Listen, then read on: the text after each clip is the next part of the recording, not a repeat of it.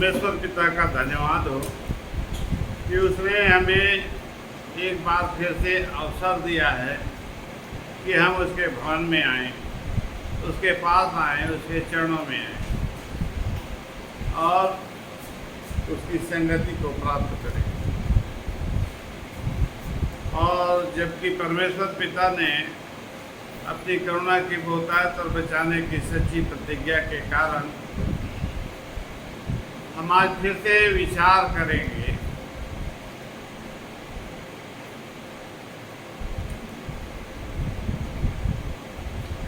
उसी पद पर गलातियों की पत्री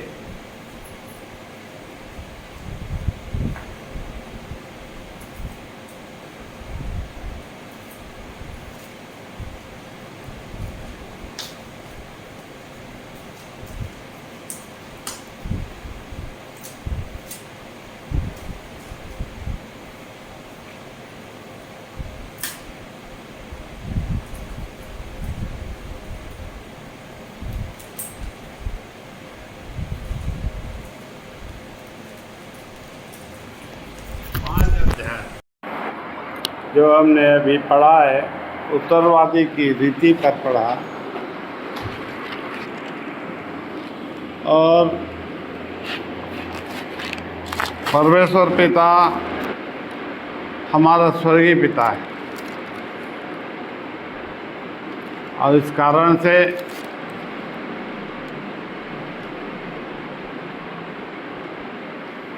जबकि हम उसकी संतान हैं और उसने हमें स्वर्ग का राज्य का भागी किया है, स्वर्ग के राज्य का भागी किया है, हमें संसार के और उसके राज्य का भागी नहीं किया है। संसार में अलग अलग व्यवस्था है और यहाँ भी इस राज्य में प्रधान नियुक्त होते हैं और अभी जैसे संसार का राज्य है, संसार पर भरोसा करना और इसी प्रकार से संसार के राज्य में और संसार के राज्य के प्रधान के ऊपर भरोसा करना मूर्खता है। परमेश्वर की संतानों के लिए ये मूर्खता भरा कार्य है, क्योंकि इससे कोई फायदा उसे नहीं होने वाला है कि जब वह इस देश का प्रधान नियुक्त होगा तो हमारे लिए बड़े बड़े काम करेगा। ऐसा मनुष्य की सोच है और हर मनुष्य इसी प्रकार से सोचता है और इसी कारण से जब देखता है कि जिसकी कामना उसने की उसके अनुसार उसे कुछ नहीं मिला, उसके अनुसार कुछ नहीं हुआ, तो इसी संसार में, इसी संसार के बीच में एक राज्य और उदय किया है परमेश्वर ने। इसी संसार के भीतर स्वर्ग के राज्य को उदय किया है, स्वर्ग के राज्य को प्रकट किया है और स्वर्ग के राज्य का प्रधान भी नियुक्त उसने कर दिया है, जिसके विषय में उसने बता दिया है कि वह तुम्हारे पास आएगा एक दिन अवश्य आएगा। यदि तुम जीवित हो, यदि मर गए, या तुम्हें मरे हुए बहुत हजार वर्ष भी बीत गए हैं, या अब तक जीवित हो, उसी दशा में तुम्हें लेने के लिए वहां आने वाला है। और उस समय जब वह आएगा उस समय तुम अपने पैरों पर खड़े हो जाओगे और तुम उसे देखोगे और वह तुमसे मिलेगा और तुम्हारे सारे दुख दर्द को ले लेगा।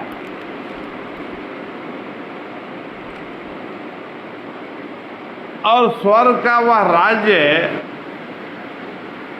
क्षणिक राज्य नहीं है, शारीरिक नहीं है, भौतिक नहीं है। जैसे मनुष्य अपनी शारीरिक दशा में उसके पास जितना समय है अपनी आवश्यकताओं को पूरी करने के लिए सोचता है, लेकिन स्वर्ग के राज्य के विषय में वह नहीं सोचता। और सारा संसार इस संसार के राज्य के चकाचौंध में भूला हुआ है। वह केवल देखी हुई वस्तुओं पर आशा करता है। जब वह वस्तु उसके सामने होती है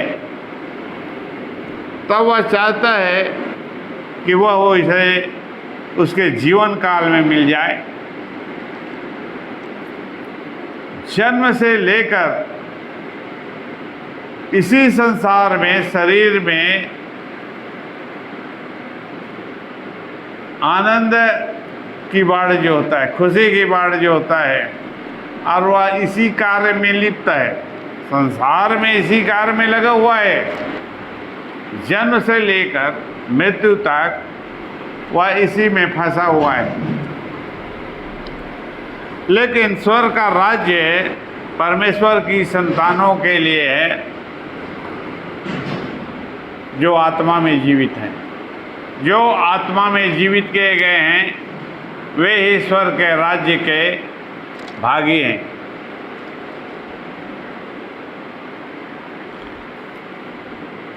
लेकिन यदि हम आत्मा में जीवित नहीं हैं तो हमारा क्या होगा? मनुष्यों के सामने ये प्रश्न है। यदि वह जीवित ही ना हुआ और जीवित होके उसने बुद्धि प्राप्त नहीं की और उसने स्वर्ग के राज्य के रास्ते को नहीं जाना, मार्ग को नहीं पहचाना, और उस राज्य में प्रवेश करने के लिए उसे क्या क्या करना पड़ेगा और क्या क्या कीमत चुकानी पड़ेगी, वह तो संसार में खोया हुआ है। इस बात की वह कल्पना भी नहीं करता कि क्या स्वर्ग का भी कोई राज्य है, क्या स्वर्ग का भी कोई राज्य है। मनुष्य शरीर है और इसी कारण से केवल वह शरीर और शरीर की अभिलाषा की चिंता करता है, शरीर और शरीर के अभिलाषा की चिंता करता है। और जो कुछ भी वह सोचता है वह शरीर के द्वारा ही है, उसके आगे पीछे कुछ नहीं है। तब तक नहीं है जब तक कि उसकी आत्मा जीवित नहीं हो जाती। वह आत्मिक जगत की कल्पना नहीं करता है, सपने भी में भी नहीं सोचता।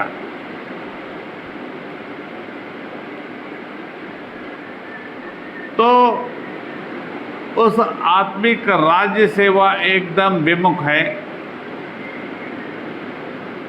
लेकिन स्वर्ग का वह राज्य प्रभु यीशु मसीह को इसीलिए भेजा गया कि स्वर्ग के राज्य के द्वार को खोला जाए। प्रभु यीशु मसीह को इसीलिए संसार में भेज दिया गया और उसने वह सारी प्रक्रिया की।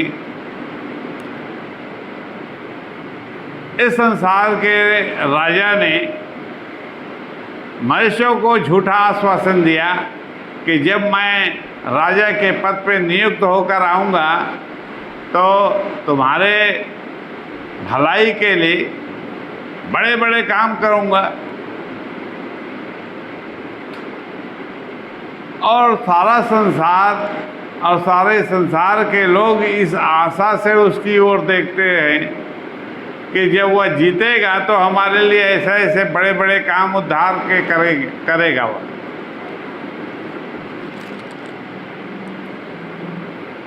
लेकिन उसे निराशा ही हाथ लगती है, और हर समय हर बार उसे निराशा ही हाथ लगती है। वह गुलाम है, मनुष्य एक गुलाम है, और गुलामी से छूटने के लिए वह इस संसार में राजा चुनता है कि राजा हमें छुड़ाएगा, राजा हमें छुड़ाएगा। और वास्तविकता ये है कि जो राजा बन के सामने आता है वही उसे बंदी बनाता है, गुलाम बनाता है, बेगारी कराता है और उसे कैद करता है। ये है कथित राजा, झूठा राजा।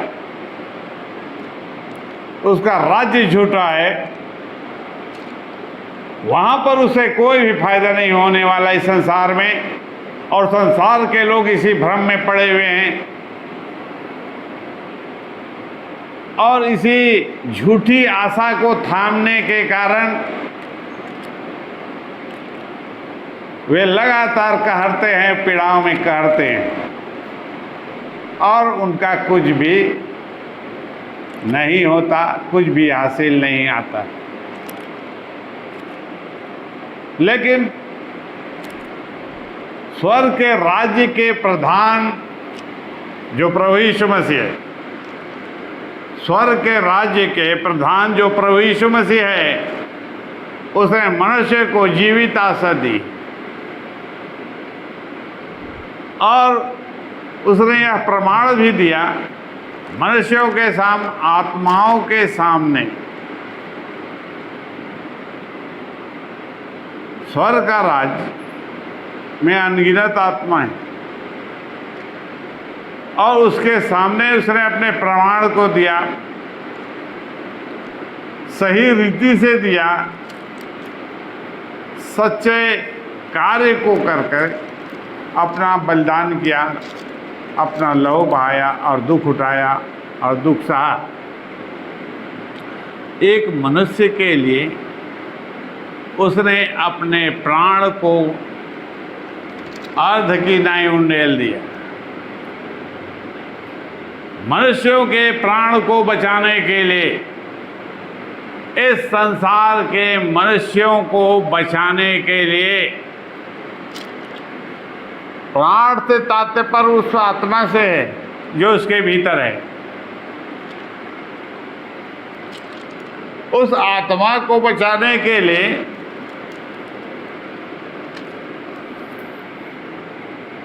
उसने कीमत चुकाया। उसने कीमत क्यों चुकाया और वह स्वर्ग से क्यों आया? वह स्वर्ग के राज्य का प्रधान इस संसार में क्या करने के लिए आया? जो कीमत उसने चुकाया वह मनुष्यों के पास नहीं है। मनुष्य पापी है, विश्वासघाती है और अपराधी है। जो एक मनुष्य है और मनुष्य की सारी संतान के ऊपर यह दोष है।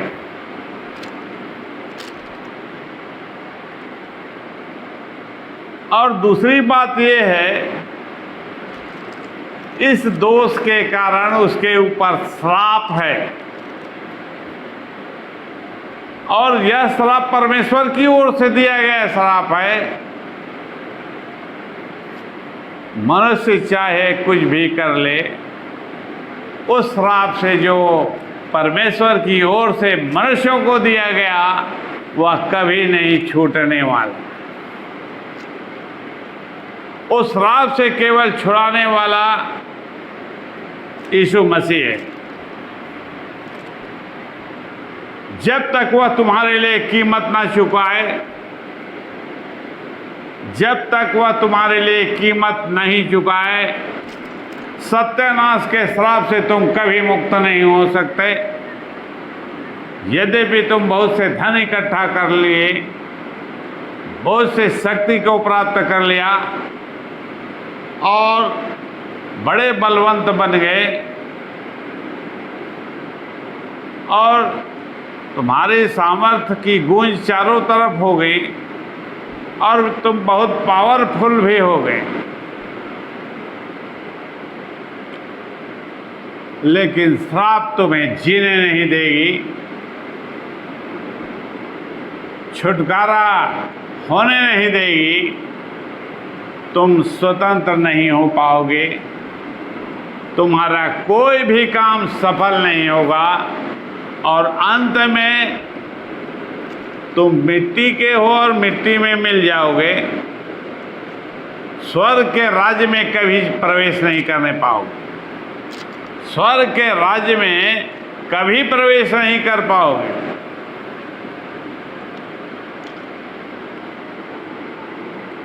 तुम्हारे पास एक ही स्रोत है, प्रभु यीशु मसीह एक ही सोर्स है।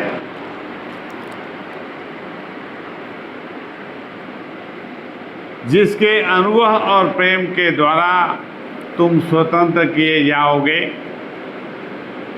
जिसके अनुग्रह के द्वारा और प्रेम के कारण तुम स्वतंत्र किए जाओगे कीमत चुकाने पर। और यदि ऐसा नहीं होता तो तुम स्वतंत्र नहीं हो पाओगे, कोई भी स्वतंत्र नहीं हो पाएगा। स्वतंत्रता से मतलब क्या है? तुम्हारे आत्मा को बांध दिया गया है, तुम्हारे प्राण में, तुम्हारे शरीर में वह आत्मा जो है, तुम्हारा आत्मा है, उसे बांध कर गुलाम बना लिया गया है, उसे बांध कर गुलाम बना लिया गया है। किसने बांधना है?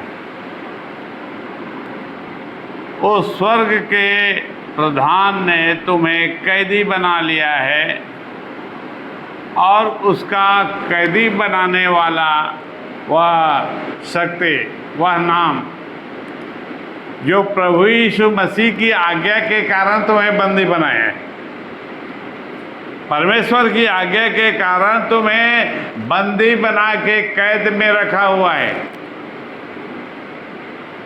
और कैद में रखने वाला, कैद में डालने की आज्ञा देने वाला कौन है?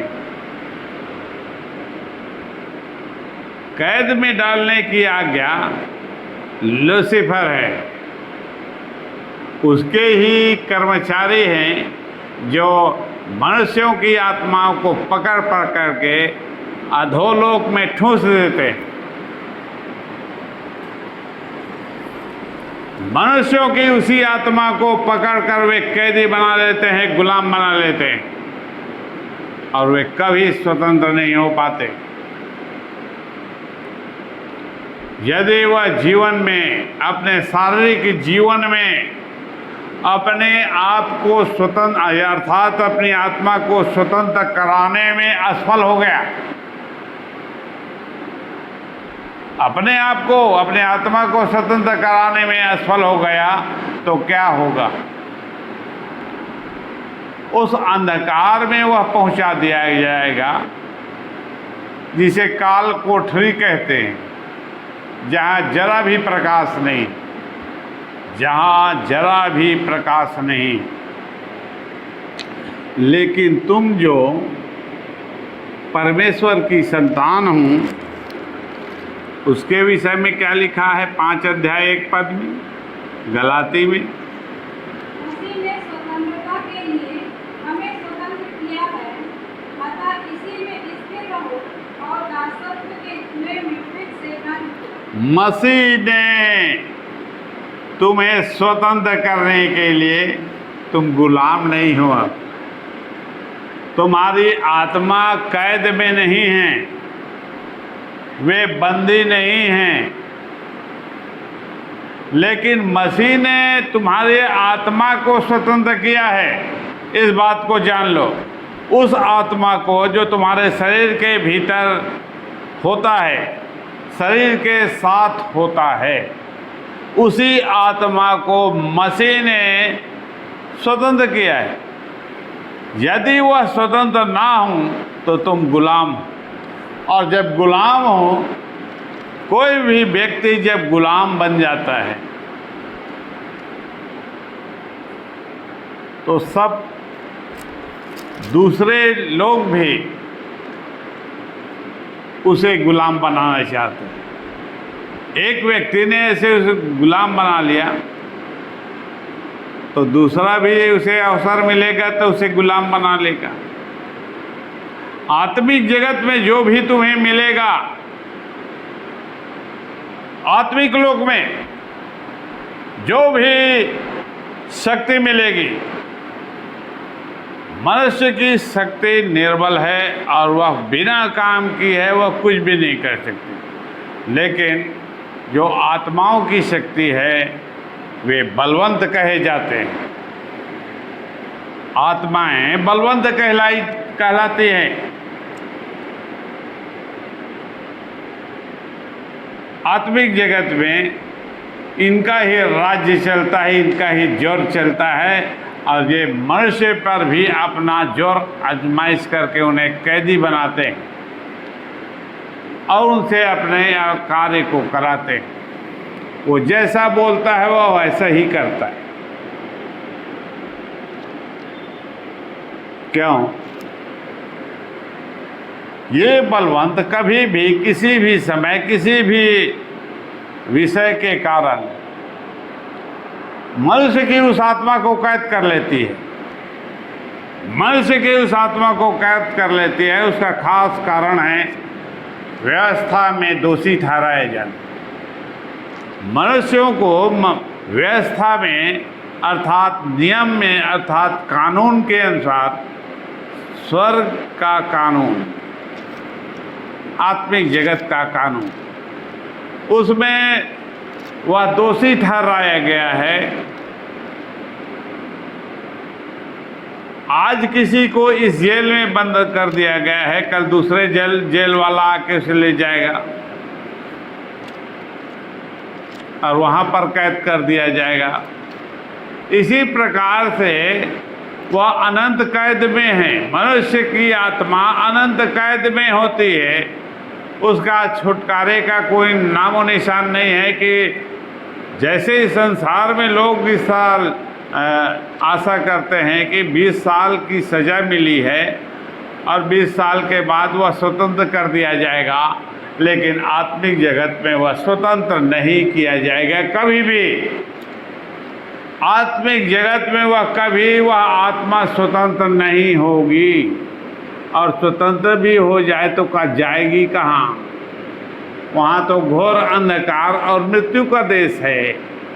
वहाँ क्या है? घोर अंधकार और मृत्यु का देश है। तो अंधेरे में वह क्या देखेगी, क्या करेगी, किधर जाएगी? उसके सामने सब कुछ तो अंधेरा ही अंधेरा है, और वह चारों तरफ तो उसे वे बलवंत की सेना है। कोई इधर से आके 2 लात लगाता है, कोई उधर से आके 2 लात लगाता है। कहीं से भी वह मनुष्यों को प्रताड़ित करता है।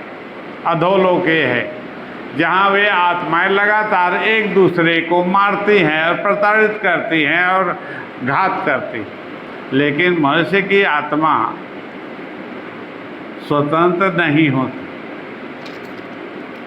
वह लगातार चिल्लाती है। और प्रभु यीशु मसीह ने बताया कि कैसे मनुष्य की वे संतानें पीड़ाओं में कहरती और तड़पती है और छुटकारे की बाढ़ जोती है, और परमेश्वर के पुत्र के प्रकट होने की बात जो होती है कि परमेश्वर के पुत्र आएगा तो मुझे स्वतंत्र करेगा, क्योंकि परमेश्वर के पुत्रों के द्वारा ही छुटकारा मिलता है। परमेश्वर के पुत्रों के द्वारा ही छुटकारा मिलने का रास्ता तैयार किया गया है। यदि परमेश्वर के पुत्र नहीं आते तो उसे कौन स्वतंत्र करेगा? उन आत्माओं को कौन स्वतंत्र करेगा? उनकी पीड़ाओं को कौन सुनेगा? उनके दर्द और कड़ाह को कौन सुनेगा? ये परमेश्वर के पुत्र ही हैं। और एक मनुष्य जब यह आशा करता है कि परमेश्वर के पुत्र मेरे पास आए, तो लोग इसी प्रकार से उसकी बाढ़ जोते हैं कि परमेश्वर का वह पुत्र कब आएगा हमारे पास, परमेश्वर का वह पुत्र कब आएगा हमारे घर और छुटकारे की बात बताएगा। लोग आत्मिक जगत में परमेश्वर की संतान इसी प्रकार से आशा करती हैं और लगातार प्रार्थना करती हैं पीड़ाओं में पड़कर, और सारा संसार इसी प्रकार से कह रहा है और लगातार भी आशा करते हैं। पूरे जगत में हर स्थान में परमेश्वर के पुत्र के आने की आशा करते हैं अपने घर में छुटकारा पाने के लिए। पीड़ा में सारा संसार जो परमेश्वर की संतान है जो पीड़ा में कहर रही है, और कोई भी आदमी ऐसा नहीं है जो जिसका जीवन भला चंगा, जिसका जीवन सरल हो, उसे कोई क्लेश दुख संकट कुछ भी नहीं, ऐसा नहीं। हर एक संतान, परमेश्वर की प्रत्येक संतान के जीवन में क्लेश है, और परमेश्वर के पुत्रों की भी बाढ़ जो होती है। आज हम किसी का बाढ़ जो हो रहे हैं, दूसरे स्थान पर कोई और किसी का बाढ़ जो हो रहा है कि परमेश्वर अपने अभिषिक्त को भेजेगा और वह हमें स्वतंत्र करेगा। और उस समय हम भी परमेश्वर के उस अभिषिक्त के आने की बाढ़ जो होते थे, जिस समय हम प्रारंभिक समय में उससे जुड़े और हमने परमेश्वर को स्वीकार किया, प्रभु यीशु मसीह को उद्धारकर्ता के रूप में जाना और उसके वचन और आत्मा से जुड़े। लेकिन हर एक परमेश्वर की संतान की यही दशा होती है, चाहे वह किसी भी प्रकार की संतान हो, चाहे अमीर हो या गरीब हो, सबकी दशा एक समान है।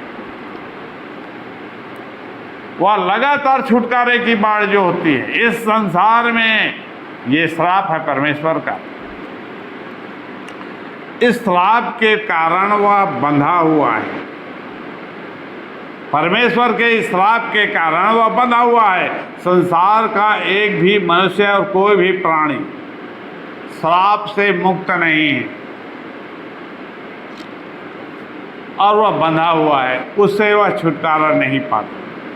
जब छुटकारा देने वाला उसके पास आए, और छुटकारा देने वाले के विषय में कहा गया है कि स्वर्ग और पृथ्वी के बीच में एक ही नाम दिया गया है। स्वर्ग और पृथ्वी के बीच एक ही नाम दिया गया है, जिसने अपने समय में आकर इस संसार में आकर मनुष्य को उद्धार का सुसमाचार बताया, छुटकारे का सुसमाचार बताया। और जिन्होंने उसे स्वीकार किया, जिन्होंने उसके समाचार को सुना और मान लिया और अपना लिया, उसे परमेश्वर ने अर्थात प्रभु यीशु मसीह ने जो स्वर्ग से आया इस संसार में, उस मनुष्य को परमेश्वर की संतान होने का अधिकार दिया। तुम्हें दिया है, तुम्हें दिया है। तुमने परमेश्वर के अर्थात प्रभु यीशु मसीह के सुसमाचार को सुना, उसे माना, अपने जीवन में अपनाया और उसे ही अपना प्रभु परमेश्वर और स्वामी करके ग्रहण कर लिया। और परमेश्वर ने तुम्हारे लिए क्या किया? परमेश्वर ने क्या किया तुम्हारे लिए? परमेश्वर की संतान होने का दर्जा दे दिया, पवित्र प्रजा होने की दर्जा। परमेश्वर की संतान पवित्र कहलाती, क्योंकि उसके आत्मा पवित्र कर दिए गए। उस मनुष्य के आत्मा पवित्र कर दिए गए हैं, और जब उसकी आत्मा पवित्र कर दी गई है तब उसकी आत्मा स्वतंत्र कर दी जाती है। जब पवित्र कर दी जाती है तभी वह स्वतंत्र होता है, और जब स्वतंत्र हो गया तो क्या हुआ? स्वतंत्र हो गया तो क्या हुआ? मसीह ने इसी कारण से स्वतंत्रता के लिए हमें स्वतंत्र किया। तुमने महसूस किया अपने जीवन में मसीह ने तुम्हें क्या स्वतंत्र किया है? उसे अपने अनुभव में, अपने भीतर तुमने उस स्वतंत्रता को प्राप्त की है।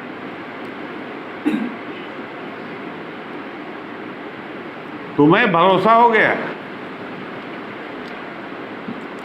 यदि तुम सच्चे हो, यदि तुम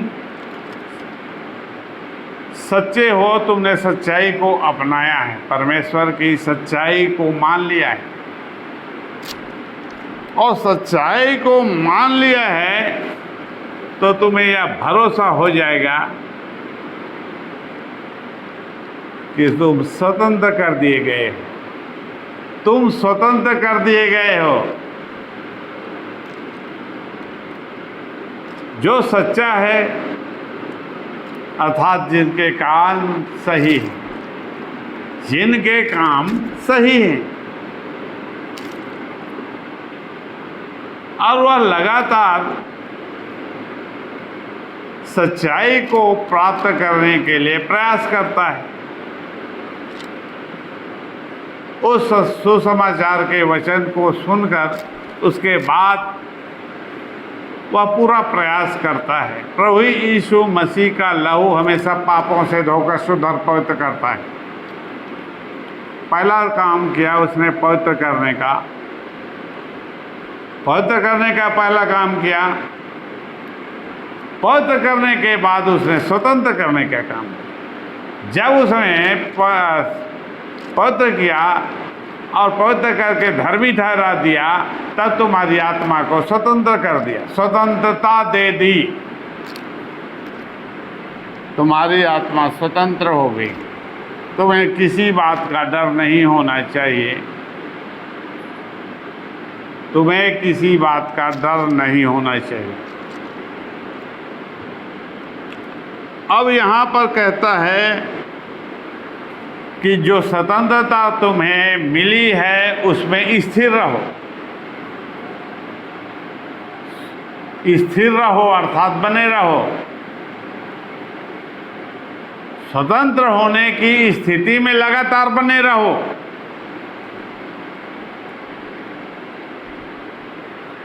जब स्वतंत्र हो गए हो तो तुम फिर से क्यों गुलाम बनना चाहते? तुम्हारी आत्मा जब स्वतंत्र हो गई है, तुम फिर से क्यों गुलामी सहने के लिए काम करते हो? वे काम क्यों करते हो जो मना किया गया है?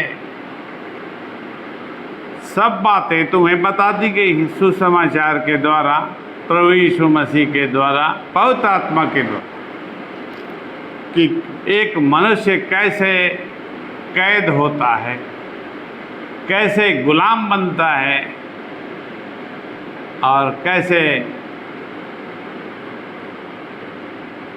बंदी बन जाता है, बंदी हो जाता है। तो काम के द्वारा,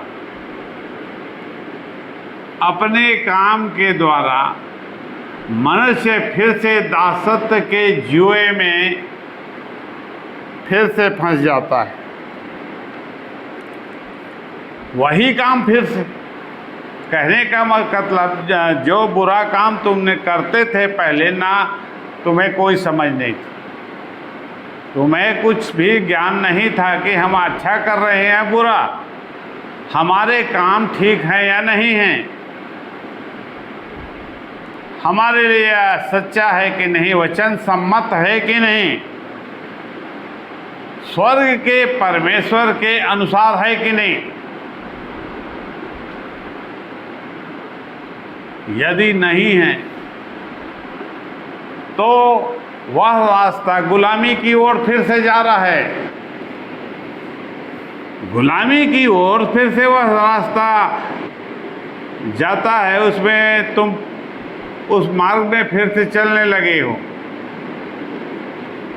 और संभव है किसी भी समय तुम्हें कैद कर लिया जाए, बेड़ियों में जकड़ दिया जाए और जेल में ठूंस दिया जाए। मनुष्य के लिए ये परिस्थिति उसके जीवन भर बनी रहेगी यदि वह स्वतंत्र ना रहे, जागता ना रहे, वह लापरवाही करके सब बातों को अपनाए। जो बुरा करता है, मनुष्य कैसा सोचते हैं, अरे कुछ नहीं होता, ऐसा करने से कुछ नहीं होता, सब चलता है। तुम बुरे बुरे कार्य करते हो और उसे ठट्ठे में उड़ा देते हो।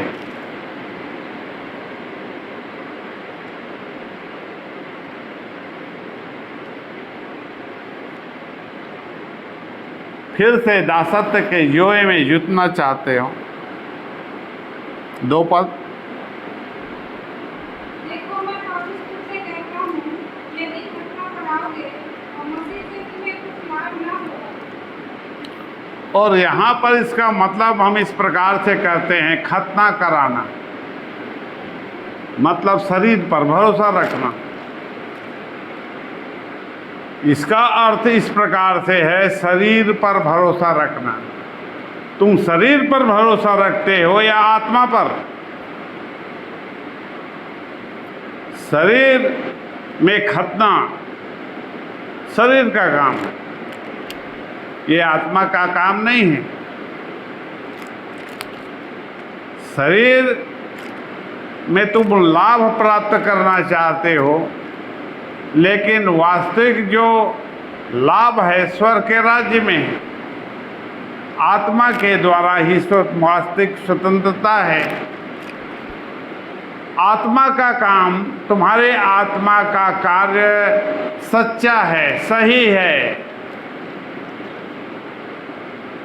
लेकिन तुम उसकी ओर दृष्टि नहीं करते। तुम्हारा सारा ध्यान किसमें है? शरीर पर मन लगाया है, शरीर के काम में मन लगाया है। 24 घंटा शरीर के काम में लिप्त हो। 24 घंटा शरीर के काम में मनुष्य लिप्त है। परमेश्वर की वह संतान जो बपतिस्मा ले चुकी है, क्या फिर से दासत्व के जुए को अपने गर्दन पर उठाना चाहते हो? क्योंकि श्राप तुम्हें नहीं छोड़ेगा। ये परमेश्वर के वचन का लिखित श्राप है और इसे प्रभु यीशु मसीह ही छुड़ाता है, तब वह स्वतंत्र होता है। प्रभु यीशु मसीह जब उसे छुड़ाता है तब वह श्राप से छूटता है। मनुष्य में ऐसी कोई ताकत नहीं है कि किसी व्यक्ति को परमेश्वर के श्राप से छुड़ा सके। तो शरीर पर भरोसा रखना और शरीर का काम करना और शरीर के काम में लिप्त रहना, ये मनुष्य को फिर से बंधन में डालती है, गुलामी में डालती है और वह उसकी जिस स्थिति में वह पड़ा था वैसे आज भी पड़ा रहेगा। तो मनुष्य स्वतंत्रता को परमेश्वर के द्वारा दी गई स्वतंत्रता के महत्व को जाने। आत्मा की स्वतंत्रता, मनुष्य के आत्मा की स्वतंत्रता मनुष्य के लिए कितना महत्वपूर्ण है कि मनुष्य के उस आत्मा को जो उसके शरीर में है कैसे गुलामी करती है, किसी का भी गुलामी करती है और गुलाम होने के कारण वह लगातार कुढ़ती है, कहरती है, पीड़ाओं में तरसती है और लगातार छुटकारे की बाट जोहती है। जीवन भर एक मनुष्य के साथ यही होता है। जब तक वह मर नहीं जाता तब तक पीड़ाओं में कहरती है छुटकारे के लिए। आज ये बीमारी है, कल दूसरी बीमारी, परसों तीसरी बीमारी है और उसके बाद चौथी बीमारी है। लगातार बीमारी है, बीमारी के ऊपर बीमारी है। उसका छुटकारा उसके सामने छुटकारा देने वाला नहीं आता है। आज तुम एक चीज से, एक बीमारी से स्वतंत्र हो गए, क्या तुम जीवन भर के लिए स्वतंत्र हो गए? कभी स्वतंत्र नहीं। स्वतंत्रता आत्मा की जब मनुष्य की होती है वह सब बातों में स्वतंत्र किया जाता है। इसलिए उसे अपने स्वतंत्रता को बनाए रखने के लिए, अपनी स्वतंत्रता को बनाए रखने के लिए आत्मा के कार्य में लगे रहना चाहिए। निरंतर आत्मा के काम में लगे रहना चाहिए और जब वह निरंतर आत्मा से जुड़ा रहेगा पवित्र आत्मा के द्वारा, निरंतर उसे प्रकाशन मिलेगा, निरंतर उसके आत्मा को प्रकाश मिलेगा कि यह काम उसे करना चाहिए कि नहीं, उसे इधर जाना चाहिए कि नहीं, उसे उधर जाना चाहिए कि नहीं, उसे क्या करना चाहिए, उसे क्या जो सोच रहा है क्या वो अनर्थ है, क्या वो अनर्थ कल्पना है, क्या वह झूठी बात है। ये बहुत सी बातें हैं। इसलिए एक मनुष्य को परमेश्वर के उस स्वतंत्रता को जो उसने दिया है, यदि पवित्र आत्मा मेरे साथ ना बना रहे, मैं उसकी अनदेखी करूं, मैं उससे ना जुड़ा रहूं और वो मुझसे ना जुड़ा रहे, तो क्या मेरे सामने या किसी के भी सामने अंधकार फिर से लौट आएगा? मनुष्य अपने जीवन में अंधकार को बार बार लौटते देखता है, लेकिन मनुष्य को ये चाहिए, परमेश्वर की संतान को ये चाहिए कि वे परमेश्वर की स्वतंत्रता को अपने भीतर बनाए रखें, वचन को मानने, परमेश्वर के आज्ञा को मानने और जो उसका वचन कहता है उसके अनुसार कर देने में, जैसा उसने कहा है उसके अनुसार यदि वह कर देता है, अपने शरीर के द्वारा उस कार्य को कर देता है, तो निश्चित रूप से आत्मा के काम को करने में वह सफल हो जाता है। स्वतंत्रता की दिशा में वह एक कदम आगे बढ़ाता है। वह कार्य उसे निरंतर करना है, उस कार्य को वह उसे निरंतर करते रहना है, और जितना वह निरंतर करेगा उतना वह आत्मा में बलवंत होगा, बढ़ेगा। और परमेश्वर पिता यही चाहता है कि उसकी संतान निकम्मा ना हो, क्योंकि जब वह आए और देखे कि इसके फल तो सब निकम्मे हैं, खाने के योग्य नहीं, इसका कोई भी ऐसा काम नहीं है जिसके कारण इसे इनाम दिया जाए, इसकी मजदूरी दी जाए, इसकी कीमत दिया जाए, इसका कोई भी काम तो ऐसा नहीं है। इसके सारे फल तो बुरे हैं।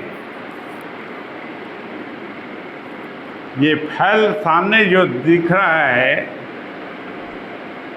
इस पेड़ में, अंजीर के इस पेड़ से तो निरंतर गाली का शब्द निकल रहा है, गाली बक रहा है, जीवन भर गाली बकता रहे। ये उसके फल हैं। क्या गाली को कोई खाता है? निरंतर खाता है?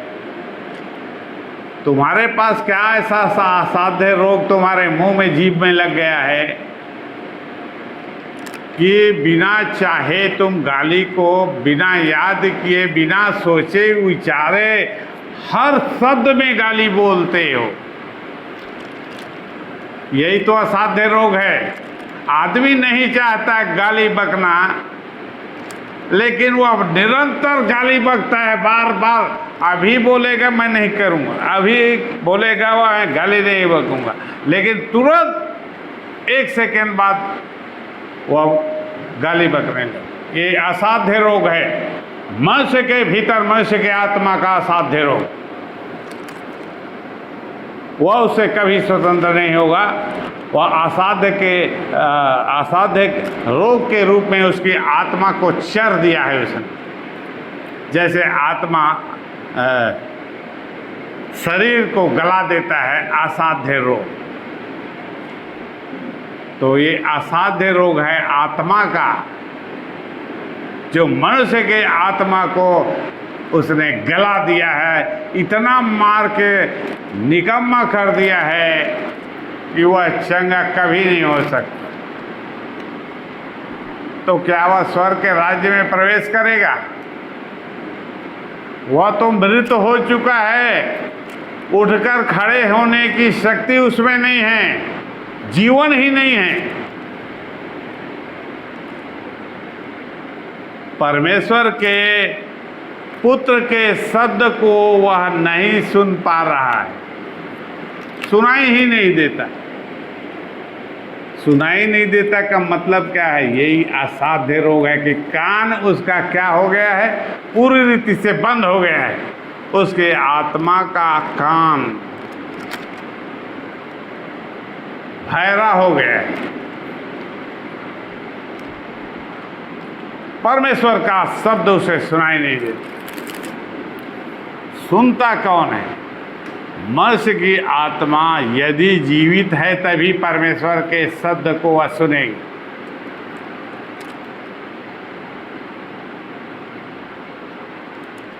यदि वह मृतक है तो वह कभी नहीं सुनेगी, और यदि वह मर गया है, सड़ गया है, गल गया है, असाध्य रोग से ग्रसित है, जो ला इलाज हो गया है, ला इलाज है, तो मसीह ने तुम्हें स्वतंत्रता की आत्मा दी है।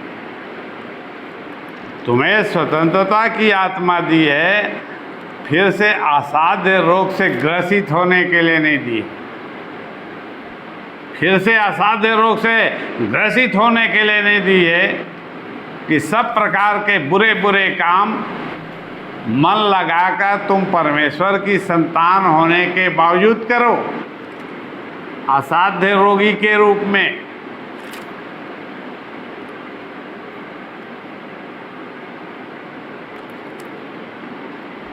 परमेश्वर चाहता है कि उसकी संतान जैसा वह ज्योति है वैसा ही तुम भी ज्योति हो। तुम्हारे काम सच्चे हो, अच्छे हो, ठीक हो।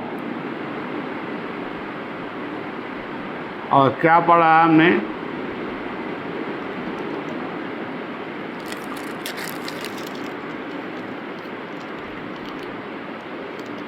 उन्नीस पर शरीर के काम, यही तो असाध्य रोग है। 19 पद, शरीर के काम तो प्रकट हैं, अर्थात व्यभिचार में लिप्त रहना एक असाध्य रोग है। और गंदे काम, सब प्रकार के बुरे बुरे जो आदमी देखना सुनना भी पसंद नहीं करता, ये असाध्य रोग है। और लुचपन और मूर्ति पूजा और टोना, बैर, झगड़ा, लड़ाई,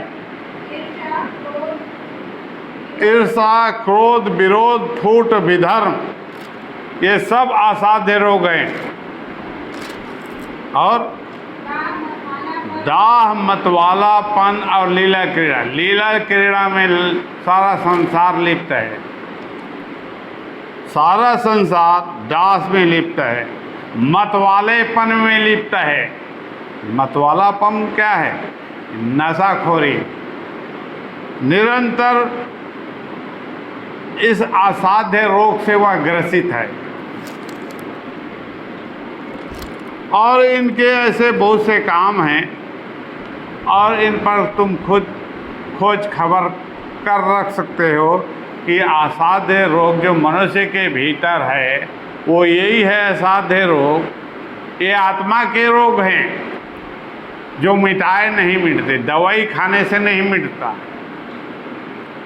इंजेक्शन लगवाने से नहीं मिटता, ऑपरेशन करवाने से भी ठीक नहीं होता। जितना भी प्रकार का ऑपरेशन दवाई दारू कर ले, या असाध्य रोग कभी नहीं खत्म होने वाला। मनुष्य के भीतर है ये असाध्य रोग। कोई मनुष्य अपने असाध्य रोग को, जैसे मनुष्य अपने सिर के बाल को यदि वह काला है तो क्या सफ़ेद कर सकता है? यदि सफ़ेद है तो काला कर सकता है? क्या तुम अपने मुंह से गाली निकालना बंद कर सकते हो? बुरे बुरे ये काम जो तुम करते हो, तुम उसे अपने आप बंद कर सकते हो? क्यों अपने आप ये काम होता है तुम्हारे मुंह शरीर के द्वारा?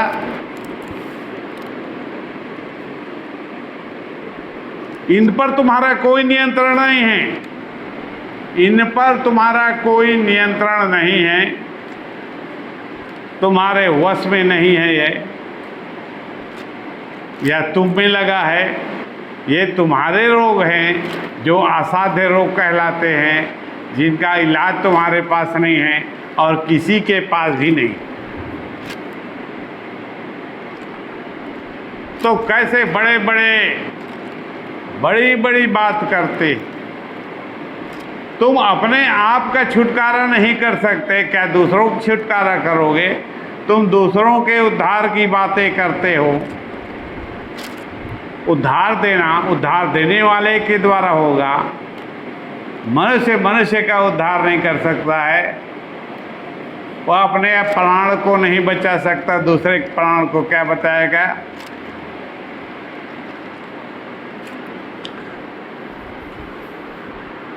लेकिन प्रभु यीशु मसीह के पास इस असाध्य रोग का उपाय है। प्रभु यीशु मसीह ने इसका उपाय कर दिया है। जहाँ पर फल के द्वारा तुम्हें पता चल जाएगा कि तुम्हारे असाध्य रोग का उपाय तुम्हारे पास है, जो प्रभु यीशु मसीह ने किया है।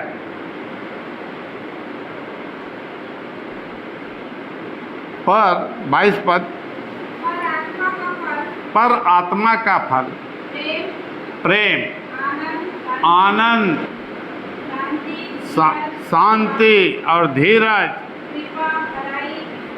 कृपा और भलाई और विश्वास और नम्रता और संयम, ये स्वर्गीय स्वभाव हैं, स्वर्गीय फल हैं। ये क्या है? स्वर्गीय फल, स्वर्ग के राज्य के फल। यह फल मनुष्यों में, संसार में नहीं मिलता है। यह फल मनुष्यों के संसार में, मनुष्यों के पास नहीं मिलता है। वहाँ गाले गुप्तान के सिवाय कुछ नहीं मिलता। ये स्वर्गीय फल है। और असाध्य रोग का उपाय यही है। इसी के द्वारा असाध्य रोग का उपाय होता है। मेरे भीतर जो असाध्य रोग है, उसका उपाय इसी के द्वारा होगा।